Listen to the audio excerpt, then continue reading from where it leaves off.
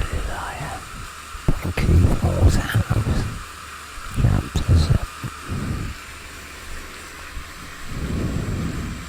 The witch was already fishing in a handbag for an orange. But was in a rare mood of optimism as they were starting a new life or something. We were on top of the number 17 bus bound to the corporation cemetery. I was hiding quietly and fingering 2 or 3 of Stan's passion bills in my pocket. The witch was fuming to herself with the approaches she'd been made to her by various men in raincoats while she waited for me in St. Paul's Passage. Luckily for me, the experience had been put her out of the mood for window shopping. Halfway to the cemetery, she was still going on about it. There are some nasty people about. I said. But Bashel held 2 of the little black beads out in the palm of my hand. Energy tablets they are, I added hastily, realising that what I had just said, they're always calling them passion pills. They're for us to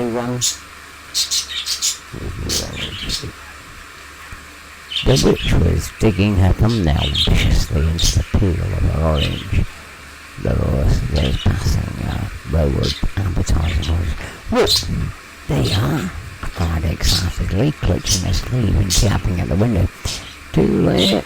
It was an advert for them PP, they're called. That's why they nicknamed passion bills. Yet, supposed to take 2.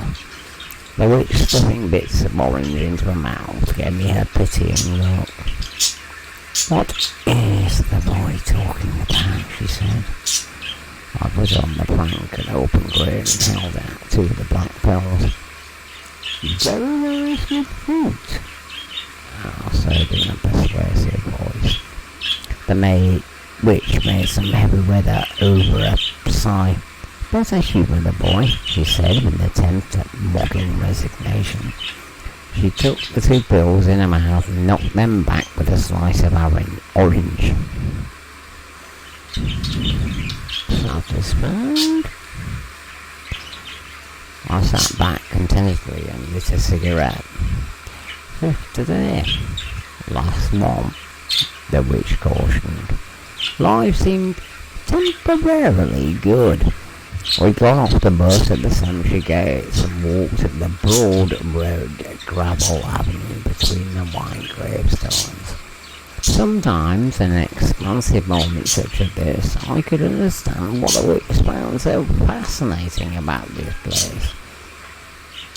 In fact, it sometimes fascinated me.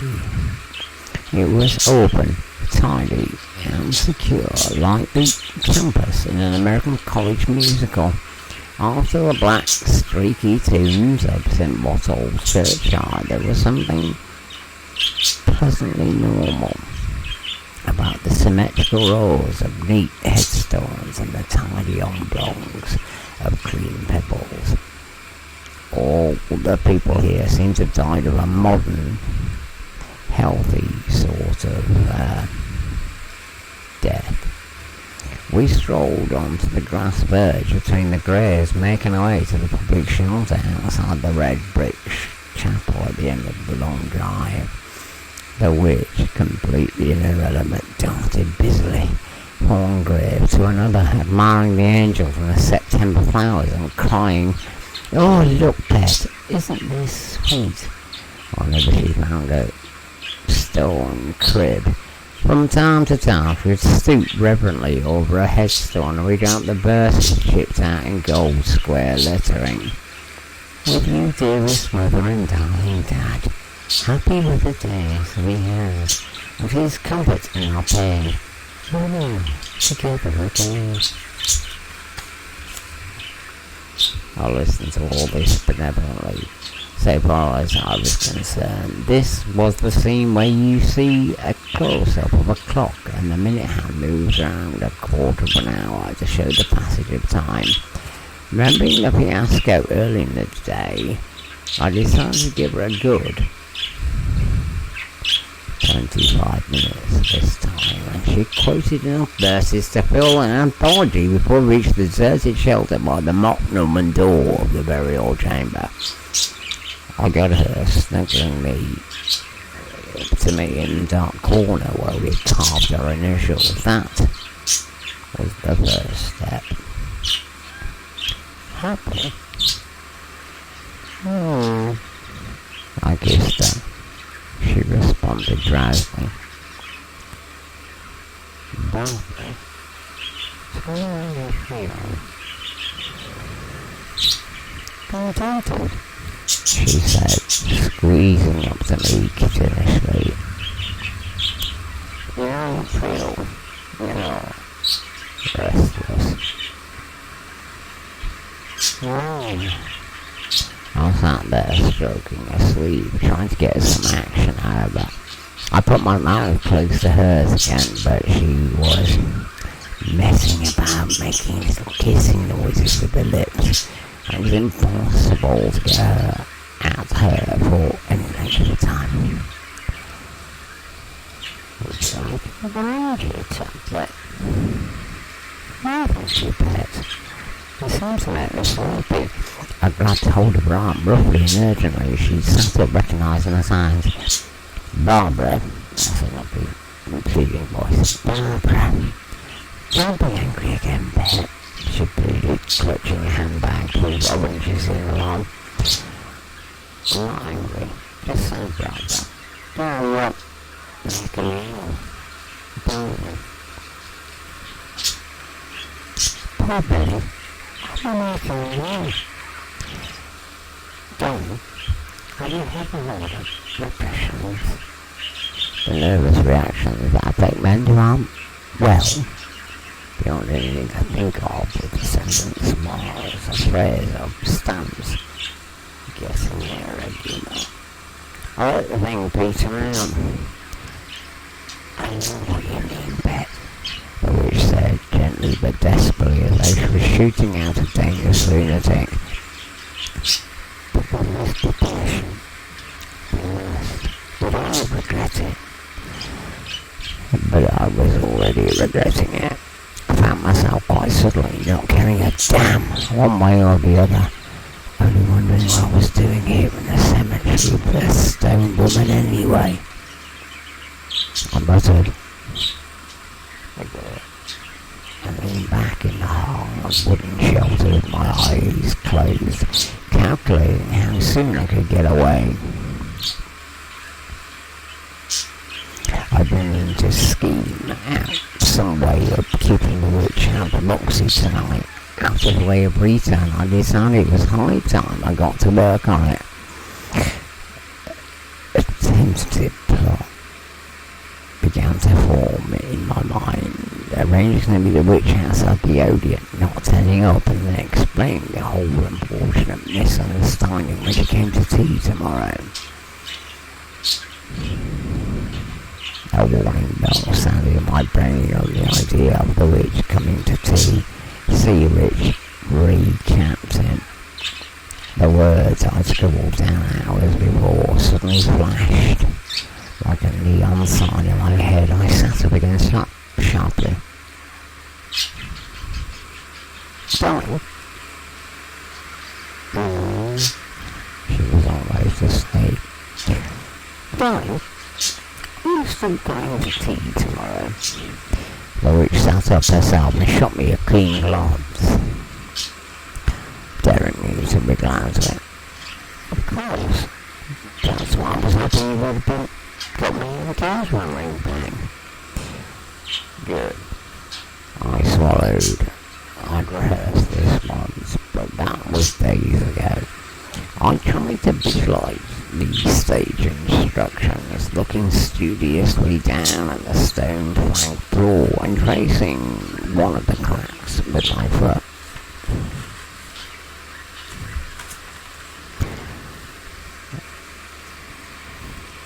There's something I want to tell you, I said in a lower voice. The witch said nothing but employing her main defense mechanism. Stiffened. You know what you were saying about loving me even if I were a criminal? Well, she said in her icy voice, we had a fairly tormented evening once when the witch cornered me into admitting that I would love her in every conceivable circumstance. Age, infirmity, unfaithfulness. The idea of her being unfaithful rather charmed me, and criminal record being taken into account, I had no option but to find the same litany back at her, and got so far as to make her agree that even if I shot at her father and her mother, she would still love me. I wonder if you'll still love me when you hear what I've got to say, I said. The witch was rapidly withdrawing into a cocoon of formality. You see, well, you know I've got a fairly vivid imagination, don't you? Well, the first thing if you got me a script writer, don't you? She said smugly. Very occasional that a really shot her. Never mind her relations. Well, being a script writer, I continued ponderously, I am perhaps a bit influenced by my imagination as well. The witch said nothing, but she was beginning to breathe heavily through her nostrils.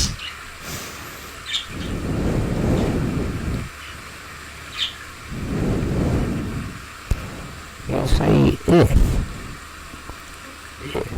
we're going to have a life together, and a cottage, and a little Billy, and a little Barbara, and a wishing well, and all that.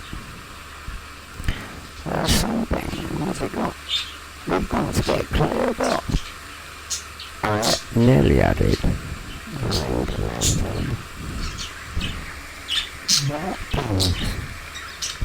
according to my stage instructions, I was to give her a frank, honest glance, and decided to rely on a frank, honest profile. Some things I've been telling you, the witch said in a direct way, devastating way.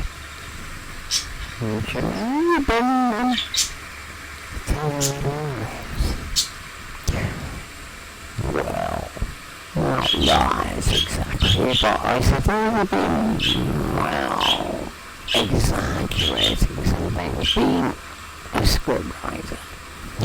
Another idea crossed my mind that of slapping the witch across the mouth and striding out the cemetery, never to meet her again.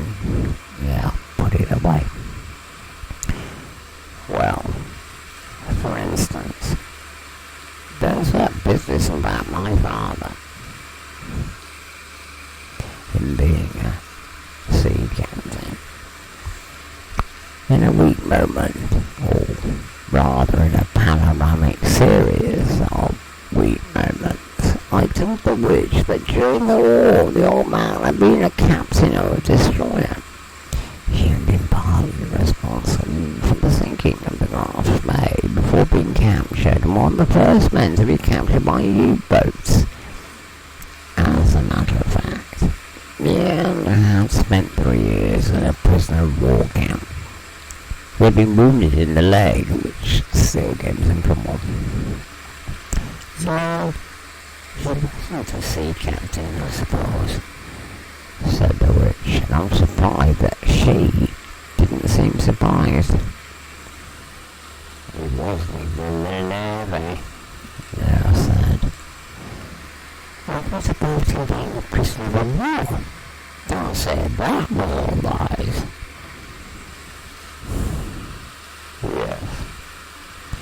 The witch turned away with a quick movement of the head, bringing tears to her eyes without difficulty.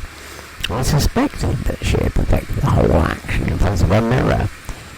Its point was to make it quite evident that she was turning away and not just looking away. Reaching out for the most banal remark I could find, I said, "Are you cross?" There was a prompted silence. The witch gave it 30 seconds and then said, "No, I'm not cross, just disappointed, that's all. It all sounds like you're ashamed of your father." I sat multiplied, steamed the heat into my voice. "I'm not ashamed, I'm not. Otherwise, why would you say to sea captain? What was he?" I had to stop myself from saying a conscientious objector and starting the whole thing over again. I said, "It wasn't anything. He wasn't fit. He has trouble with his knee. The knee's supposed to be shot in, I suppose." "Yes." And I was now talking belligerently. Another thing, we haven't got a budgie. I told her we kept a yellow budgie guard called Roger, and he had regularly given her communiques about his antics, and there'd been a hollow when Roger had thrown out of his cage and then little boy Sarah, the tabby. "Oh, cat," I said. The witch was shuffling her handbag apart and buttoning her coat, giving the impression that she was about to leave. "How many of my lies have you been telling me?" "My sister." The witch had roughly the same story about my imaginary sister as I'd given Arthur's mother. "Don't tell me I haven't got a sister." "I did have, but she's dead." This time we sat before I could prevent it. I ran rapidly over this new turn, and within seconds I'd established a death from tuberculosis and quite real. "If you want to come tomorrow, they never talk about it," I said. "I'm not sure Sharon will be coming now," said the witch. She shuddered elaborately. "I've always hated lying." A happy thought struck me. In my pocket I still had the miniature silver cross that spilled out of a handbag in St. Botolph's churchyard, the one she was supposed to bring back to her cousin Alec. "Have you?" I said. I decided against producing things triumphantly waving under her nose for the moment, at least. I went into the harsh, hard voice and said, "Look, Barbara, we all have our faults. I have mine, you have yours." "I don't tell lies," said the witch. "Don't you?" "No." "What about that cross, or whatever it was? You were supposed to give it back to your cousin." "Well, just give it back," said the witch. I was satisfied to see the same smooth expression on the face that I wore so regularly myself. "Did you?" I said cryptically. She looked down at the handbag and back at me. "I told you I've given it back, and I gave it back." "Alright." I stood as though washing my hands of the whole business from the hard voice into the matter-of-fact voice. "Look, I've got to go into town now. You probably won't believe anything I say after this, but I may as well tell you I've been offered a job in London. It depends on your attitude whether I take it or not." The witch got to her feet, contriving a dazed expression. I felt like gripping her by the lapels of her coat and saying coarsely, "Look, chum, I do all these tricks myself. I know them. Pack it in." "I shall never know if you're telling me the truth after this," she said. She walked me down the gravel drive towards the cemetery gates, always falling over her own feet in her attempts to look straight in front of her. As we were passing in the last grave, I said in a bitter voice, "Well, I know what my epitaph will be." She did not reply at first, so I let her wait for it. At length she said, "What?" Will looks at me. "Here lies Bully Fisher," I said. I put just the amount of bruthness in my voice, and it took effect. She caught my hand impulsively and said, "I'll be crossing for yourself." At the cemetery gate, she stopped and held my hand at arm's length as though for inspection. "Bill?" "Yes, darling." "Please, Miss Hunter." "But I will never lie to you again." She nodded. "I'll never lie to you again," I said. Holding hands, we walked out the cemetery. The first person I saw come towards us, and too near for me to do anything about it, was Arthur's mother, carrying a bunch of pansies. Over the side of my mouth, I said roughly, "As I say, explain later." As Arthur's mother came alongside us, I smiled broadly. "Hello, Mrs. Crabtree. I don't met my sister. She looked Mrs. Crabtree." Arthur's mother looked at me as though I'd hit her. It suddenly struck me I'd made